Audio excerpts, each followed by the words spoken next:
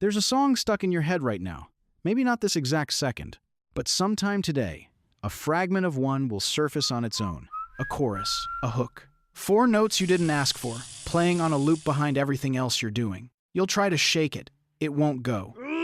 And at no point will you stop to ask the strangest question there is about it. Why does that happen at all?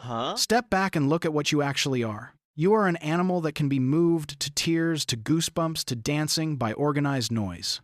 A pattern of vibrations in the air, arranged just so, and your body responds like something important is happening. Your heart rate shifts. Chemicals flood your brain. Sometimes you cry and you couldn't tell anyone exactly why. Now here's the part that should stop you. Music does nothing. You can't eat it. It won't keep you warm. It can't fight off a predator or heal a wound or build a shelter.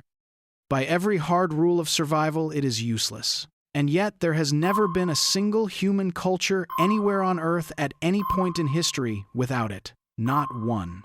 So why did a species clawing its way through the ice ages, starving, hunted, dying young, spend its precious time and energy making sounds that do nothing at all? That question bothered Charles Darwin so much that he more or less gave up on it. He wrote that our ability to make and enjoy music, being of no obvious use in daily life, had to be ranked among the most mysterious abilities we possess.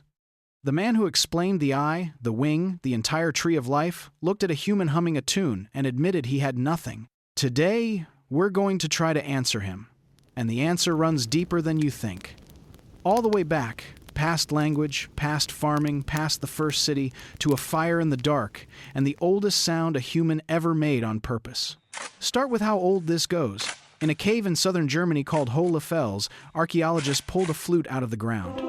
It was carved from the wing bone of a vulture, hollowed out, drilled with finger holes, shaped with real care. It is about 40,000 years old. 40,000 years.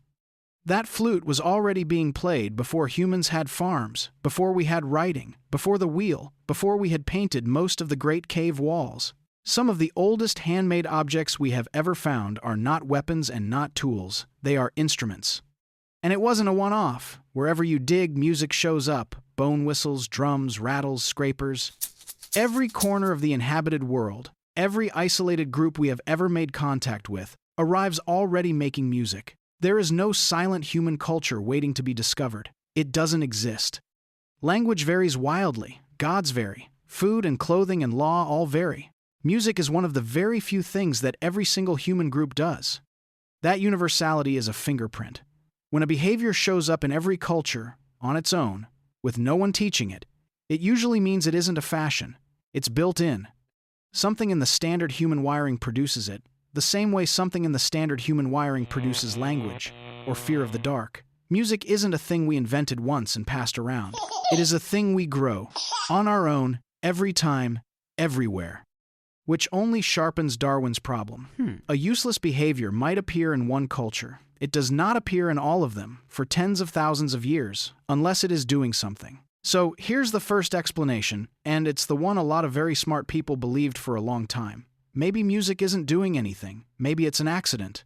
The psychologist Steven Pinker put it in a way that stuck. He called music auditory cheesecake. His point was this: cheesecake isn't a food evolution designed you to crave. It's a lucky exploit.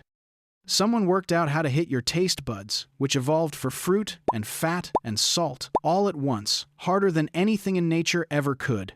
Cheesecake is a technology for tickling circuits that exist for other reasons. Music, Pinker argued, might be the same. Your brain has systems for language, for reading emotion in a voice, for tracking rhythm so you can move your body. Music, in this view, is just a clever trick that pushes all of those buttons at once. Pleasurable, sure, but no more essential than dessert. A happy accident sitting on top of machinery built for real jobs. And honestly, part of that is probably true. Music does borrow systems built for other things. But as a full answer, it started to crack. Because if music were only cheesecake, a mild, pleasant treat, it wouldn't do what it actually does to you. It wouldn't reach as deep. And it definitely wouldn't leave a physical mark inside your brain. Which is exactly what researchers found when they finally looked. Here is what happens inside your skull when a piece of music really gets you. Not background music, the song, the one that gives you chills. In 2011, a team of researchers in Montreal put people in a scanner and played them the music that reliably gave them that shiver down the spine, the moment where the hair stands up on your arms, and they watched their brains release dopamine. Dopamine is the chemical at the center of your reward system. It is what fires for food when you are starving, for water when you are parched. It is the molecule of wanting, the one that addictive drugs hijack, and a piece of music, made of nothing but sound, was setting it off. Stranger still, they found two separate hits. One spike of dopamine in the seconds before the big moment, the build, the anticipation. As your brain leaned forward waiting for a peak, it could already feel coming. And a second spike at the peak itself, the release. Your brain was rewarding you for correctly predicting a pattern in sound, and then rewarding you again for the payoff. Sit with how odd that is. Your reward system, the ancient machinery that exists to make you chase the things that keep you alive, treats a good song the way it treats food and sex and safety. It does not do that for most pleasures. It certainly does not do it for cheesecake at that intensity. Something about organized sound is plugged directly into the deepest survival wiring you have. And evolution does not wire the survival reward system to useless things by accident. Not this deeply, not in everyone. So the byproduct story isn't enough. The reward is too strong, too universal, too physical, which means music isn't tickling the survival system from the outside. On some level, it is part of it. The question is how. What did feeling this actually do for the humans who felt it? To answer that, you have to stop picturing yourself alone with headphones and picture the thing music almost always was until very recently: a crowd. For nearly all of human history, music was not something you consumed by yourself. It was something a group did together. People sang together, drummed together, clapped and stamped and moved together around a fire, and when humans do that, something you can measure happens between their bodies. When people move in sync, in time, to the same beat, their physiology starts to line up. Heart rates drift toward each other. Breathing falls into step. Even brain activity begins to synchronize across separate people. And that synchronized movement does something chemical. It releases endorphins, the body's own painkillers, the same ones that flood you during hard exercise. Move as one with a group, and you get a wash of good feeling and a dulled sense of pain, at the same time, shared across everyone doing it.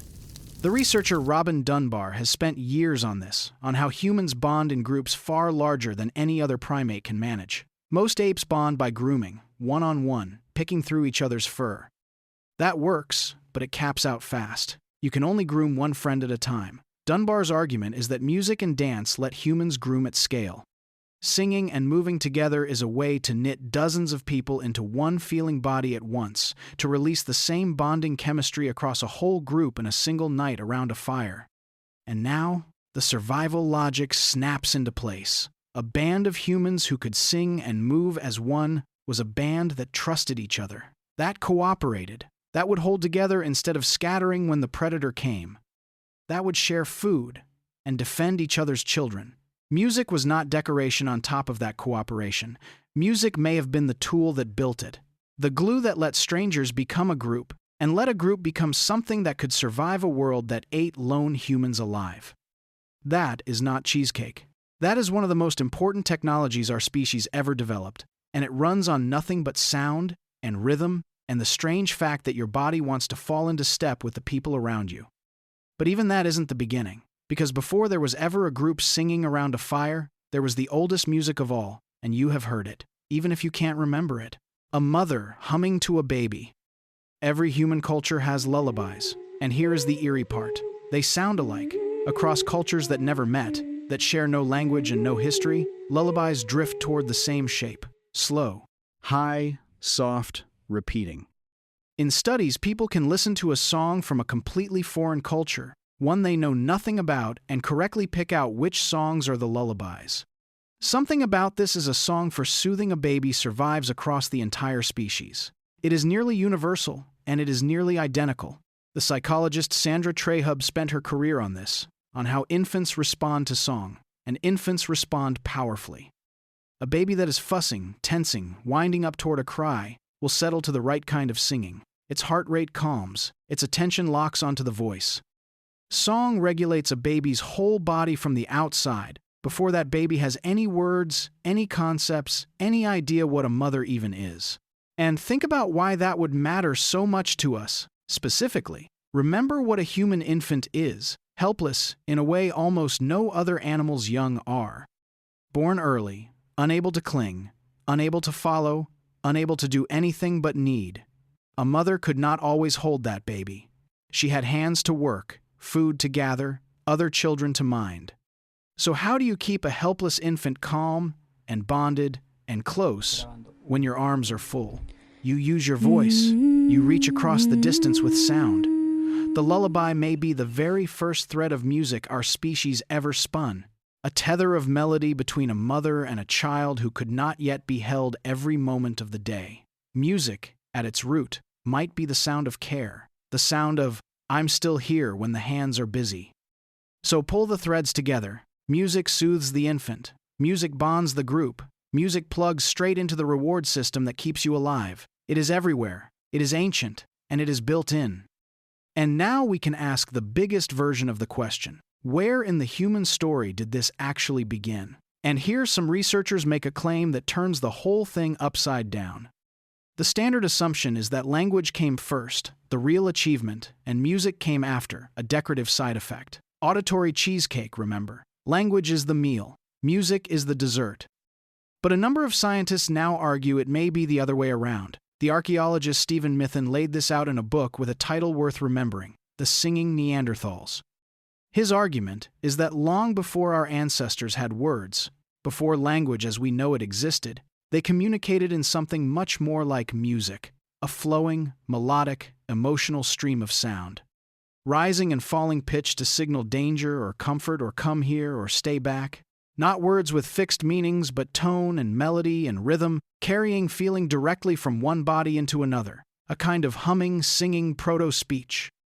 If that is right, then music isn't the dessert at all. Music is the older thing. It is the ground that language grew out of, the emotional, musical soil that words later took root in. The song did not come after speech. The song came first. Speech is what happened when some of that singing hardened into fixed meaning, which would mean that when you feel moved by a melody with no words in it at all, you are not experiencing a useless side effect of language. You are touching a channel of communication older than language itself. The original human way of reaching another mind. Before we could say, I'm afraid, we could sing it. Before we could say, stay with me, we could hum it to a child. Which brings us all the way back to you, and the song stuck in your head, and the chill down your spine, and the fact that you cannot sit still when the beat hits. None of that is random. None of it is a glitch. When a song gives you goosebumps, that is your ancient reward system firing.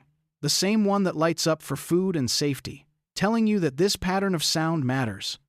When a beat moves your body before you decide to move it, that is the old machinery for falling into step with your group, still trying to sync you up with people who aren't even in the room. When a sad song makes you ache and you play it again anyway, that is a system built to carry feeling between humans, doing its job on an audience of one. And when a fragment of melody loops in your head all day and refuses to leave, that is a mind shaped by hundreds of thousands of years of song, a mind that grabs onto music and holds on, because for almost all of that time, the melody in your head was survival itself, a story, a warning, a bond, something worth keeping. You come from an unbroken line of humans that the music worked on. In every single generation, the ones who felt it, who were soothed by the lullaby, who were pulled into the circle around the fire, who bonded and synced and sang, those were the ones who stayed in the group. And staying in the group was staying alive. The ones who felt nothing, who heard only noise, drifted to the edges, and the edges were where you died. You are descended from the ones who could not help but feel it. So the next time a song gets stuck in your head and it drives you a little bit crazy, try to hear it for what it actually is. Not an annoyance, not a malfunction. It is a fire in the dark that has been burning for 40,000 years, and it is still lit, right now, inside your skull. The first instrument was a vulture's wing bone. The first circle was your ancestors, and the song never stopped playing. It just found its way down the generations, all the way to you. You're not broken. You're just running old code.